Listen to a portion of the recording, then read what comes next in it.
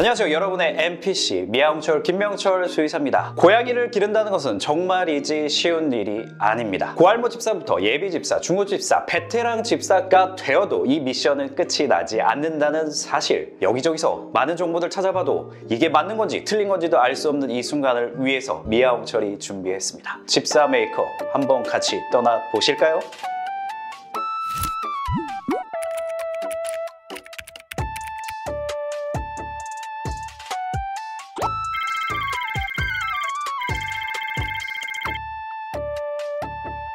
고양이는 외로움을 타지 않는다. 아하, 이거 말도 안 되는 소리죠. 개에 비해서 외로움을 덜 탈 수는 있지만 우리가 매일 챙겨줘야 하는 루틴과 고양이가 보호자가 없었을 때 느끼는 엄청난 외로움은 고양이들이 자해를 하는 순간까지 만들어낼 수가 있습니다. 고할못은 죄가 아니지만 무책임하게 입양을 하고 나서도 고양이에 대해서 모른다면 이것은 정말로 문제가 있는 건데요. 나는 고양이를 길러도 되는 사람인지 아닌지 콕 집어서 알려드릴게요. 첫 번째, 개 같은 고양이를 기대하시는 분 절대 안 됩니다. 고양이는 여러분의 스킨십을 모두 다 사랑 넘치는 만큼 모두 다 받아들일 만큼 충분히 사회화가 되어 있지 않습니다. 개를 대하듯이 계속해서 만지려고 한다거나 스킨십의 주도권을 보호자가 가져가게 됐을 경우에 오히려 스트레스로 숨거나 병에 걸릴 수도 있습니다. 여러분의 고양이를 정말로 사랑하고 싶으시다면 고양이를 위해서 거리를 유지시켜 주시기를 부탁드리겠습니다. 두 번째, 움직이는 장난감을 원하시는 분. 고양이를 한 달에 우리가 반려하는 데 드는 비용이 얼마나 드시는지 알고 계십니까? 무려 최소 15만 원. 근데 이 15만 원이라는 금액은 병원비를 포함하지 않는 금액입니다. 혹시라도 우리 집 고양이가 아프게 된다거나 중간중간 예방 목적을 위해서 건강검진을 하게 된다면 최소한 10만 원의 비용은 더 발생할 수밖에 없죠. 매달 우리 고양이를 반려하는데 최소 25만 원의 비용이 발생하게 됩니다. 이 비용에 대해서 책임질 수 없다면 결국은 방치하는 경우가 될 수 있습니다. 아픈 고양이를 치료할 수 없는 상황, 얼마나 안타까운가요? 고양이에게 매달 우리가 챙겨야만 하는 이 비용, 결국은 집사가 갖춰야 되는 덕목 중에 하나입니다. 세 번째, 잦은 환경 변화가 생길 수밖에 없는 사람. 나는 출장을 자주 가야 돼. 출퇴근 시간이 일정치가 않아. 나는 집에 있는 시간이 정말 적고 친구들과 같이 노는 것이 너무 좋아. 굳이 고양이를 입양하실 필요가 없습니다. 이런 경우에 고양이는 일상생활의 루틴이 잘 잡혀 있지 않기 때문에 항상 혼란감을 느끼고 오히려 혼자 있는 시간이 너무 길어지면서 스트레스를 많이 받게 됩니다. 그래서 내가 고양이를 위해서 매일매일 필요한 시간을 뚝 떼놓을 수 있는 그런 스케줄을 가진 사람이 아니라고 하면 고양이를 입양하시는 것은 NO! 차라리 랜선 집사가 되시는 것을 추천드립니다. 네 번째, 패셔니스타. 이거 웬 말이냐고요? 고양이는 결국 엄청나게 털이 빠지는 친구들입니다. 그렇기 때문에 고양이가 있는 집에서 패셔니스타로서 생활한다는 것은 너무나 어려운 일이고요. 그리고 우리 집 고양이가 실수라도 발톱으로 이 옷을 뜯었을 때 견딜 수 없다고요? 그런 분은 고양이를 입양하시지 않는 것이 훨씬 좋습니다. 왜냐면 고양이는 당연히 당신을 사랑하는 만큼 꾹꾹이를 할 거고 꾹꾹이를 하는 만큼 당신의 옷은 올이 다 뜯어질 것이니까요. 다섯 번째, 가족의 허락을 받지 않은 사람. 어머나 어떡해. 지금 입양 가는 데도 없고 안 되겠다. 엄빠 몰래 데려와야지. 절대 노노노노노. 이런 경우에 정말 대부분의 가족 간의 마찰이 발생하게 되고 이게 원인이 돼서 이 고양이는 결국 다시 파양하는 과정을 거치는 경우가 너무나 잦습니다. 고양이를 입양한다는 것은 지금 같이 생활하는 가족 구성원 또는 동거인의 동의를 얻어야만 하고요. 더해서 앞으로 내가 결혼을 할 가능성이 있다거나 새로운 동거인이 생길 수 있다라고 하면 미래의 가능성까지도 고려한 상태에서 입양을 하는 것이 맞습니다. 이런 모든 순간에도 흔들리지 않을 자신이 있는 당신, 그렇다면 이제 겨우 준비가 된 것 같네요.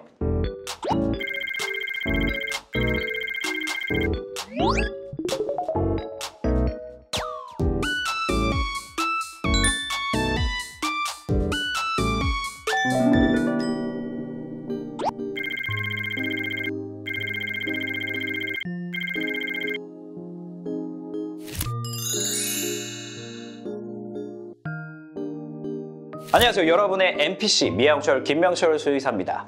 어떤 고양이를 데려올까라는 고민의 지점에서 각각의 성격이 품종에 따라서도 차이가 있을까요? 반은 맞고 반은 틀립니다.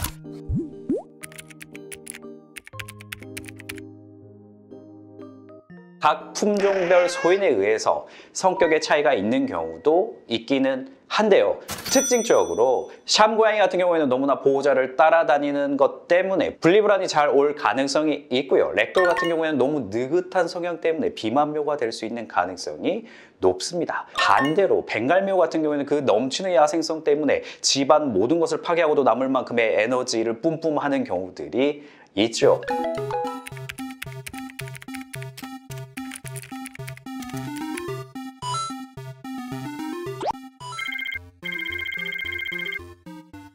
추가적으로 성별에 따른 성격 차이는 있습니다. 암컷 고양이 같은 경우에는 조금 더 예민하고 방어적인 성격을 가지고 있는 반면에 수컷 고양이들은 훨씬 더 호전적이고 호기심이 많고 가끔은 바보스러울 만큼 겁이 없는 모습을 보이기도 합니다. 우리 인간도 모두가 성격이 다른 점이 있듯이 고양이들도 성격이 서로 다를 수 있습니다. 꼭 품종에 따라서 꼭 성별에 따라서 결정되는 것이 아닌 결국 우리가 경험해보고 나와 궁합이 잘 맞는 고양이를 찾는 것이 훨씬 더 나을 수도 있죠. 아무와 연애를 한다거나 결혼을 하지 않는 것처럼 말이죠. 그렇기 때문에 제가 추천드리는 것은 유기묘 보호센터에서 봉사활동을 하면서 나와 성격이 찰떡 궁합인 그런 친구를 찾아보시는 것을 추천드립니다.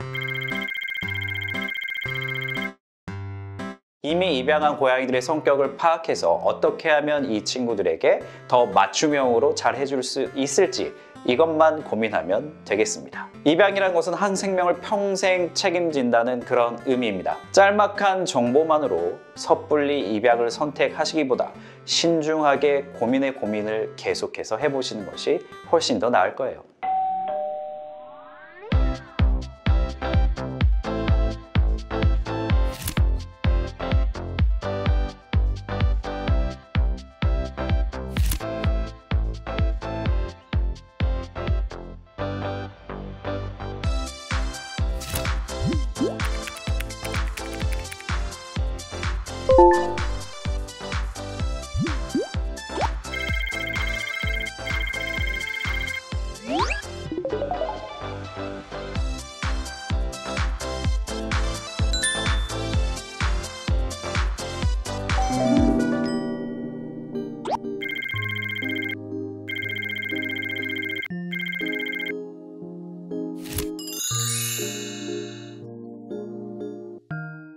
안녕하세요. 여러분의 NPC 미양철 김명철 수의사입니다. 드디어 고양이를 맞이할 준비를 시작하셨다고요? 그럼 이제 지갑을 열어야 할 때입니다. 기본 중에 기본인 용품을 한번 짚어드리겠습니다.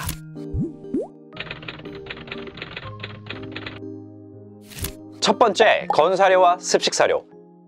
고양이의 연령대에 맞춰서 필요한 사료를 준비해 주세요. 고양이가 건사료를 씹어 먹을 수 있는 시기는 유치가 나는 생후 3주령부터기는 합니다. 하지만 이때는 불려서 사료를 줘야 되고요. 6주째쯤 되면 유치가 모두 자라서 특별히 불려주지 않아도 오독오독 잘 씹어 먹을 수 있습니다. 알아두셔야 할 것은 지금 먹이는 사료가 평생 먹는 사료가 될 것은 아니라는 점이죠. 기호에 맞지 않아서 거부할 수도 있습니다. 그리고 무조건 좋은 사료 없습니다. 우리 고양이에게 잘 맞는 사료가 좋은 사료라는 점 기억해 주세요.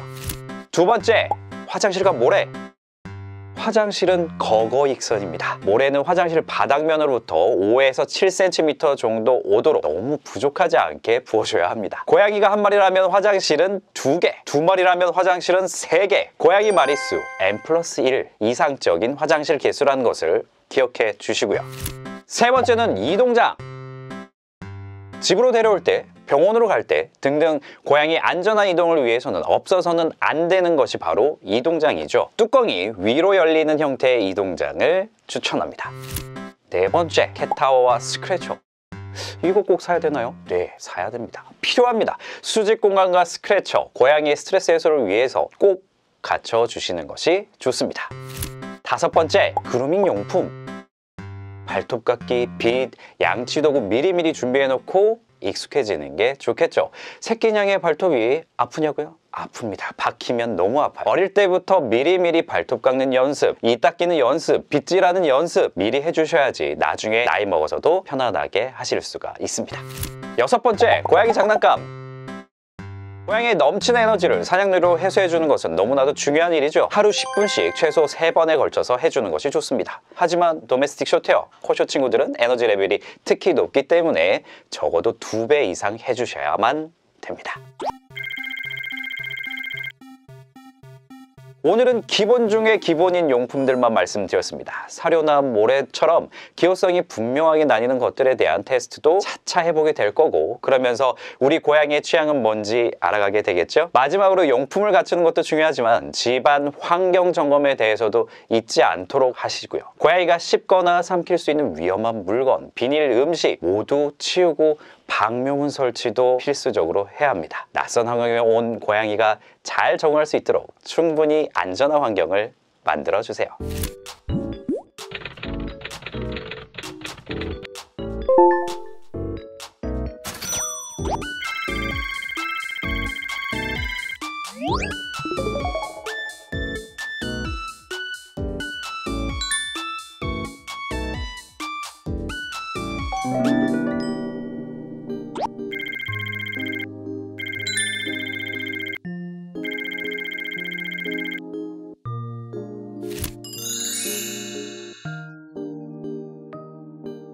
안녕하세요, 여러분의 NPC 미야홍철 김명철 수의사입니다. 예비집사에서 초보집사가 된 당신을 위한 초보집사 10계명.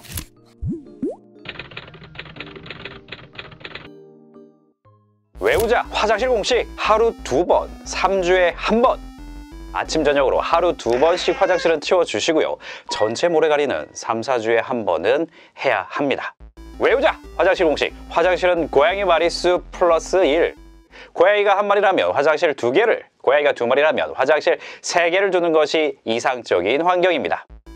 외우자 놀이 공식 7 플러스 1. 장난감은 요일별로 하나씩 준비하고 여분으로 하나 더 준비하면 좋다는 뜻입니다. 왜냐고요? 고양이가 금방 질릴 수 있거든요.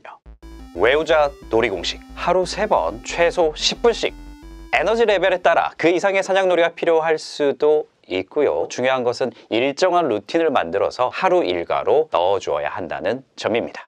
외우자 환경 공식 모든 용품은 서로 멀리 고양이 방 만들어준답시고 한 방에 모든 걸 몰아 넣으셨나요? 절대 추천하지 않습니다. 특히 밥그릇과 물그릇은 서로 멀리 떨어뜨려 주시고 화장실과 밥 먹는 장소도 멀리 떨어져 있어야 좋습니다. 집안 구석구석을 고양이 영역으로 쓰면서 지낼 수 있도록 여기저기 퍼뜨려서 배치해 주세요. 외우자 환경 공식 필요하냐고 그만 좀 이제 물어보세요. 수직 공간, 숨는 공간, 스크래처 공간 뭐 하나 안 필요한 게 없습니다. 많으면 많을수록 좋은 것들이니까 환경 조성에 반드시 채워주시기 바랍니다. 외우자 환경 공식 고양이의 행복은 보호자가 아니라 환경에서 온다. 이거 진짜 명언입니다.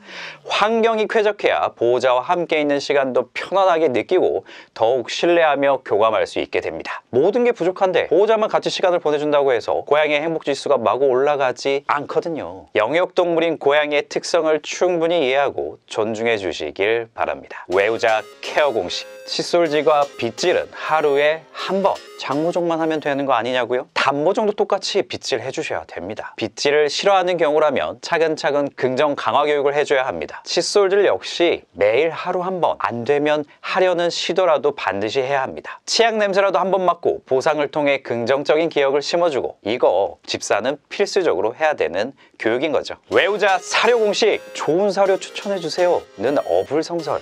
무조건 좋은 사료는 존재하지 않습니다. 우리 고양이에게 잘 맞는 사료, 필요한 성분이 포함된 사료가 있을 뿐이죠. 기호성, 필요 성분, 아이의 연령, 기대 효과 등을 잘 생각해서 고른 사료가 좋은 사료입니다.